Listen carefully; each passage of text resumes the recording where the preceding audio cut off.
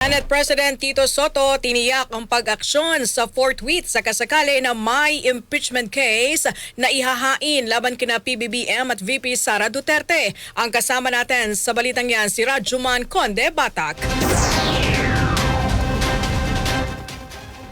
Siniguro ni Senate President Tito Soto III na aaksyonan forthwith o agad-agad kung sakaling may maghain ng impeachment case laban kina Pangulong Bongbong Marcos at Vice President Sara Duterte. Napaulat na may ilang kongresista ang nagpaplano na maghain ng impeachment complaint laban sa Pangulo at pangalawang Pangulo. Ay kay Soto bilang leader ng Senado ay tinitiyak niyang aaksyonan kaagad ang anumang isusumiting articles of impeachment laban kina PBBM at VP Sara. Gayunman iginit ni Soto na masyado pang maaga para ito ay pag-usapan at paghandaan dahil wala pa namang inaihahain ng impeachment complaint sa Kamara. Sakaling mang may maghain ng tanong pa rin anya ay kung parehong papasa sa mababang kapulungan ng Kongreso ang impeachment complaint laban sa dalawang pinakamataas na leader ng ating bansa. Sa susunod na buwan ay matatapos na ang one-year bar rule sa paghain ng impeachment complaint laban kay VP Sara habang may gustong i-impeach naman si PBBM dahil sa umaling pagiging kasabwat sa maanumalyang insertion sa national